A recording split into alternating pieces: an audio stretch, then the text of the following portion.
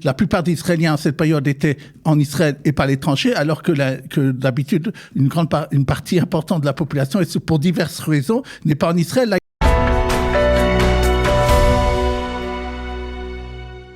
nous sommes heureux de vous accueillir, Dr Daniel Gounaïm. Bonjour, Boker Tov. Bonjour. Alors, ce matin, nous allons revenir un peu sur certains sujets qui ont attiré votre attention dans la presse israélienne, dans la presse économique israélienne. Et le premier sujet que vous avez décidé de traiter, eh bien, c'est une augmentation dramatique, on va dire très sensible, de la consommation en Israël en mars dernier. Alors, je dirais, de prime abord, en étant un profane, c'est presque une lapalissade. C'est le mois de la sortie de crise, donc c'était presque normal que les Israéliens se ruent sur les centres commerciaux. Alors, d'abord, c'est un article que j'ai vu dans Voilà Argent. Voilà, il est en ce moment dans les titres, d'ailleurs, pour d'autres raisons. Mais oui. Et il l'a mentionné en se basant sur les dépenses des cartes de crédit et aussi de ce que les gens ont tiré en espèces. Maintenant, vous dites que c'est une apalissade ou c'est évident, mais d'abord le chiffre. 30% de plus que l'année dernière. C'est-à-dire, on est à 30% de plus au mois de mars. Au mois de mars, d'achat par carte de crédit. Et pour les Israéliens se sont lâchés, on va dire. Oui. Et c'est 30% de plus que l'année dernière. Maintenant, il y en a qui ont dit, oui, mais c'est normal parce que il y avait les élections. Mais l'année dernière aussi, au mois de mars, il y a eu les élections. Maintenant, il y avait Pessah, c'est vrai, était plus tôt cette année, mais ça n'explique pas tout. Quand même, ce chiffre de 30% est important. Comment il faut retenir ça aussi? C'est la conjugaison et de Pessah et de la sortie de crise, quoi. Oui, mais c'est très important parce que je pense d'abord, c'est même au niveau mondial, ça veut dire quelque chose. Il y a dans les économistes des discussions pour savoir quand on sort du Covid, ou comme par exemple Israël apparemment est en train de le faire de façon très importante, quels seront les résultats à point de vue économique? Parce qu'il y en a beaucoup qui disent, oui, mais il y a beaucoup d'entreprises qui peuvent flancher. Vous dites, les gens ont consommé, c'est normal, se sont lâchés. Mais d'un côté, les gens, pendant un an, ont eu peur pour eux, ont eu des réflexes d'épargne, on l'a vu. Et donc, ça aurait pu être quand même que les gens se disent, mais ça peut revenir dans quelques temps, dans son subconscient, et ne pas aussi consommer que ce qu'ils ont fait. Ça veut dire que, et en tout cas pour Israël, ça a entraîné aussi d'ailleurs une baisse importante du chômage. Il est en dessous de 10% maintenant, malgré les problèmes que des gens peuvent encore ne pas travailler. Mais il y a une énorme demande d'offres d'emploi par rapport aux entreprises de toutes sortes, puisque la machine reprend bien. Il y a une chose aussi qui s'est passée, c'est que la plupart des Israéliens à cette période étaient en Israël et pas à l'étranger, alors que d'habitude, une partie importante de la population, et pour diverses raisons, n'est pas en Israël. Là, ils ont consommé entièrement en Israël. Il faut dire aussi une autre chose, c'est que, par exemple, au niveau de la bourse, ça marche tellement fort, je pense que c'est jamais arrivé, il y a 100 nouvelles entreprises qui veulent, dans les 2 mois qui viennent, collecter de l'argent de la part pour émettre des actions. Ouais. Ça veut dire qu'ils pensent d'abord que c'est un bon moment, mais ça veut dire quelque chose, alors que la bourse elle-même n'a pour l'instant que 600-700 sociétés, c'est énorme, 100 sociétés en 2 mois, à tel point que la rechute est débordée, elle dit, c'est pas comment arriver à traiter les 100 nouvelles sociétés. Donc, ça veut dire qu'il y a quelque chose qui se passe en Israël qui est bien et on l'avait, dans nos différentes chroniques, laissé entendre que c'est ça qui arriverait. N'oubliez pas qu'il y a toujours quand même l'incertitude politique et budgétaire et autres, mais pour l'instant, les chiffres qui sont amenés, en tout cas niveau consommation des ménages et autres, ça veut dire que c'est un bon point pour l'économie israélienne. D'ailleurs, le déficit baisse de façon fortement aussi. Alors, ça, c'est un premier point, on va dire, c'est plutôt encourageant, on va le dire. Oui. C'est quand même plutôt encourageant.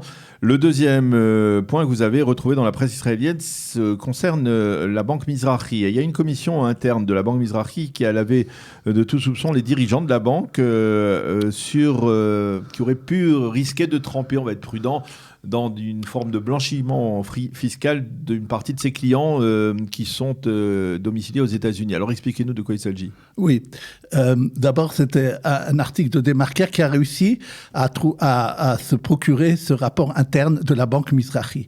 De quoi il s'agit? En 2019, la Banque Mizrahi, comme d'autres banques d'ailleurs en Israël, sont arrivés à un accord avec les autorités fiscales en Amérique pour payer une énorme amende de presque 200 millions de dollars pour tout l'aide au blanchiment fiscal que ces employés avaient fait pour aider des clients, leurs propres clients qui étaient fiscalement domiciliés aux États-Unis.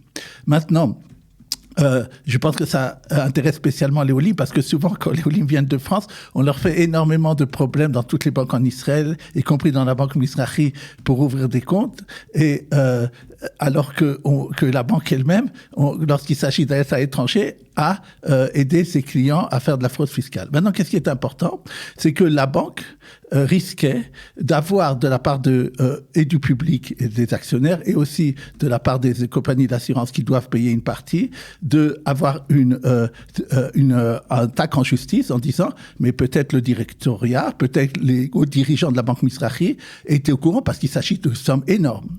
Et alors ils ont nommé une commission pour justement dire si cette commission elle lave de tout soupçon les dirigeants, il n'y aura pas de problème au niveau justice. Maintenant, ce rapport dit la chose suivante, que par exemple, je donne un exemple anecdotique, le PDG de la banque Mizrahi à l'époque, reçoit un courrier ou un employé, ou je sais pas, dit qu'il a besoin d'aller aux États-Unis, et dans le même courrier, juste à côté, il y a marqué que tel client de la banque aux États-Unis a surtout demandé à ce qu'on n'envoie pas de documents par la poste aux États-Unis pour ne pas que les Américains se demandent qu'est-ce qui se passe, comment ça se fait qu'il a tellement d'argent.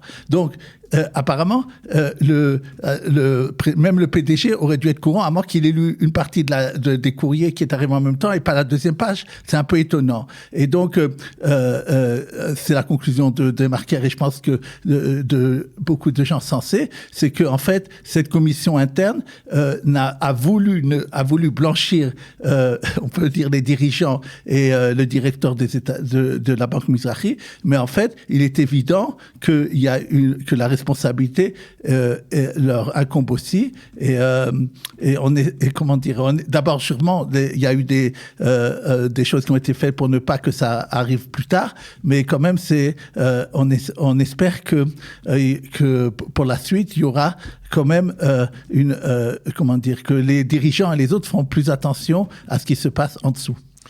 Eh bien, on va effectivement en tenir compte. Un autre point que vous avez remarqué, et là aussi c'est très intéressant pour nos auditeurs, je suppose que certains seront intéressés de savoir que la compagnie Bezeq a été condamnée à verser une somme non négligeable de 6 millions de shekels d'amende pour avoir trompé, on va dire, ses clients sur la vitesse de son réseau Internet. Alors je dois vous avouer que personnellement, étant abonné à Bezeq, effectivement, on avait remarqué que ça n'allait pas aussi vite que c'était promis. Alors, de quoi s'agit-il exactement ? Oui. D'abord, il faut parler de celle qui donne cette amende. Elle s'appelle Reshut Haganat Vatorkan. C'est-à-dire qu'il y a un régulateur qui est fait pour défendre les consommateurs. Et lorsque des grandes sociétés comme Bezeq ou autres font des choses qui trompent les consommateurs, à ce moment-là, ils interviennent et ils ont le droit de donner des amendes qui est très, très important, 6 millions de shekels. Maintenant, Bezeq n'aura même pas le droit à la réduction de 20% lorsque c'est la première amende, parce qu'elle s'est fait condamner il y a 1 an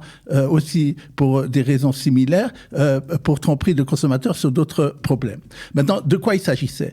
Bezeq est sorti, et d'ailleurs d'autres compagnies, en disant nous allons donner ce qu'on appelle top 100, c'est-à-dire les clients qui veulent auront une vitesse maximale de pouvoir utiliser sur Internet de 100 mégas. Ouais.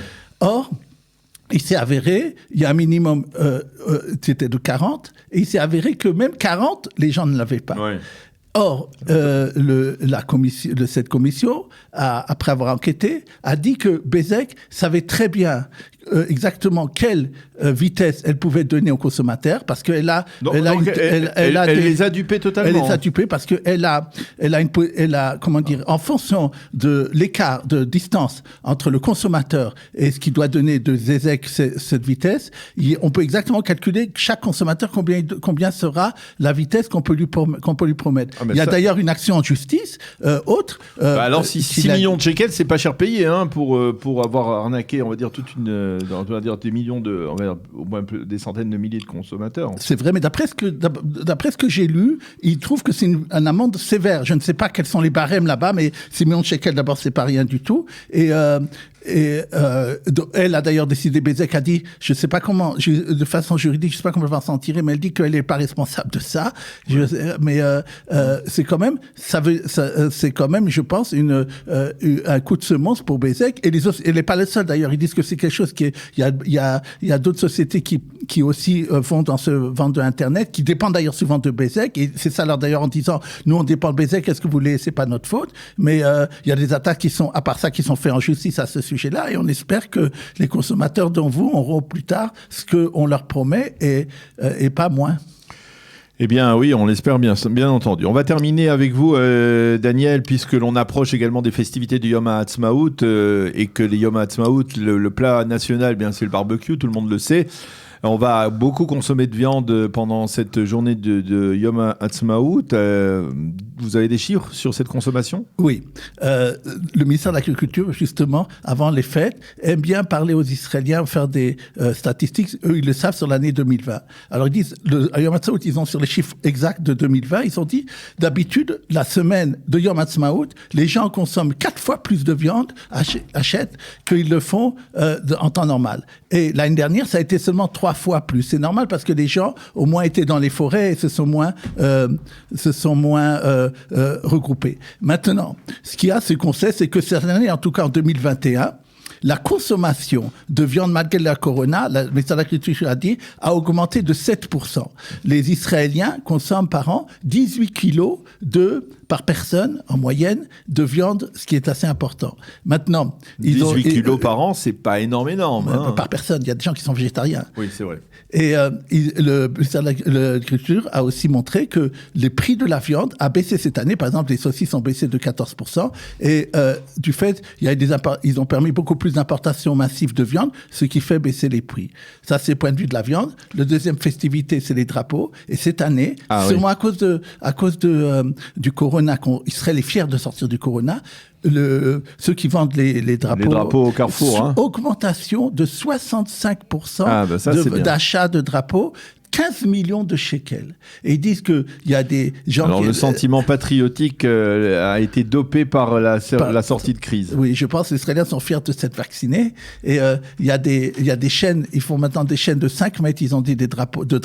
Ouais. Et le grand succès de cette année, c'est avec le LED. Ça fait de la lumière et autres. On met ça sur les terrasses. Voilà donc ce que je voulais.